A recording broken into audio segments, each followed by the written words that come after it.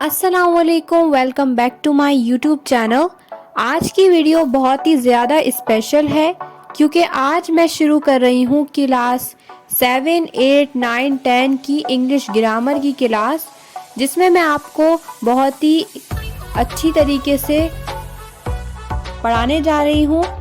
तो आज का मेरा टॉपिक बहुत ही ज़्यादा अच्छा है और आज मैं आपको इंग्लिश ग्रामर पढ़ाने जा रही हूँ। इतने दिनों से मैं आपको केमिस्ट्री, फिज़िक्स, मैथ वगैरह पढ़ा रही थी, तो मैंने सोचा कि आज आपको इंग्लिश में मैं पढ़ाऊँ पार्ट्स ऑफ स्पीच। तो मुझे आपको एक बात बतानी थी कि सेकेंडरी में इंग्लिश ग्रामर और उर्दू ग्रामर सेम होती है, तो मैंने सोचा कि मैं सेकेंडरी को पूरी इंग्लिश ग्रामर पढ़ाऊँ 6, 7, 8, 9, 10 को। इंग्लिश ग्रामर में पार्ट्स ऑफ स्पीच बहुत ज़्यादा ज़रूरी होते हैं, तो चलिए आइए सीखते हैं। तो ये है parts of speech. There are 9 parts of speech. पहले पुरानी बुक्स में 8 पार्ट्स ऑफ स्पीच होते थे, there are 8 parts of speech लिखा हुआ होता था, लेकिन अब न्यू बुक्स में हो गई हैं 9 पार्ट्स ऑफ स्पीच। तो पहला है नाउन, दूसरा है प्रोनाउन।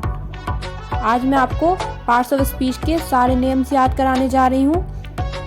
और तीसरा है वर्ब, चौथा है एडवर्ब, पांचवा है एडजेक्टिव, छठा है प्रीपोजिशन,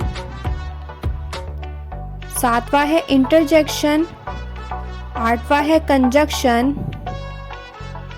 और लास्ट है आर्टिकल्स। पहला है नाउन, दूसरा है प्रोनाउन, तीसरा है वर्ब, चौथा है एडवर्ब, पांचवा है एडजेक्टिव और छठा है प्रीपोजिशन, सातवां है इंटरजेक्शन, आठवां है कंजक्शन और नवा है आर्टिकल्स। तो अब सबसे पहले हम जानते हैं noun. What is noun? Noun is a naming word. Noun एक नाम का वर्ड होता है, जिस चीज़ का नाम हो उसे हम नाउन कहते हैं। किसी भी एनिमल, पीपल, थिंग का नाम हो, जैसे कि टेबल, कार, कराची, अली, सना, सारा, ये सब होते हैं नाउन। जिस चीज़ का नाम हो वो होता है नाउन। अब जानते हैं pronoun. A pronoun is a word. क्या बोला मैंने? Pronoun is a word which is used instead in place of a noun. Example: she, he, they, it. मिसाल के तौर पे जो चीज़ नाउन की जगह इस्तेमाल होगी वो होगी प्रोनाउन। जैसे मैंने बोला she is writing a letter, वो लेटर लिख रही है, वो एक लेटर लिख रही है, हमने यहाँ पे लगाया शी। अगर हम बोलते हैं सारा इज राइटिंग अ लेटर, तो ये नाउन हो जाता। तो चलिए आइए अब जानते हैं वर्ब को। वर्ब किसे कहते हैं? किसी के काम के करने को हम वर्ब कहते हैं। Verb is action word. Example: cooking, dancing, driving, writing. हम लिख रहे हैं या खाना पका रहे हैं या सिंगिंग कर रहे हैं, गाना गा रहे हैं। जो भी काम करने को हम वर्ब कहते हैं। आगे आपके समझ लें। अब हम जानते हैं कि एडवर्ब किसको कहते हैं। An adverb is a word which modifies adds the meaning of a verb. मतलब वर्ब एडवर्ब हम किसको कहते हैं? हमने वर्ब जाना, काम करने को कहते हैं एडवर्ब। यानी कि आप गौर करें कि एड और वर्ब, मतलब हमने वर्ब में ऐड कर दिया। जैसे it is a very sweet banana, ये बहुत ज़्यादा मीठा केला है, तो हमने यहाँ पे वेरी लगा दिया, बहुत ज़्यादा मीठा केला है। द गर्ल वॉक स्लोली, हमने बोला द गर्ल वॉक, लेकिन स्लोली, यानी कि जो लड़की है वो बहुत ज़्यादा हल्का चल रही है। अब जानते हैं एडजेक्टिव को। एडजेक्टिव किसी की तारीफ करने के लिए यूज़ होता है। A word use with a noun to describe or point out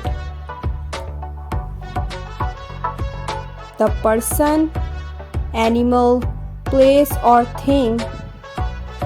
Which noun, which the noun names or tell the number or quantity is called adjective. Example देखते हैं नीचे जो लिखी हुई है हमारी। Sara is a clever girl. There is a little time for preparation. मतलब ये बहुत ज़्यादा छोटा टाइम है हमारी तैयारी करने का, तो ये एडजेक्टिव हो गया। अब जानते हैं प्रीपोजिशन को। अ preposition is a word that show the relationship between two nearby words। अब हम जानते हैं प्रीपोजिशन। प्रीपोजिशन किसे कहते हैं? आपके पास एक फिल इन द ब्लैंक्स आएंगी। विथ माने साथ, बाय के जरिए, अमंग दो से जायद, आफ्टर बाद, टू को तक, बिटवीन दो के दरमियान, फ्रॉम से, ऑन दिन के लिए, एट वक्त के लिए, सिंस जब से काम शुरू किया जाए, फॉर के लिए, इन अंदर के लिए। ये सब आता है प्रीपोजिशन में। The match will start at 7 PM। He goes to school on foot. Islamabad is between Rawalpindi and Murree. इस तरीके से ये डैश में हम लिखते हैं। अब जानते हैं इंटरजेक्शन को। An interjection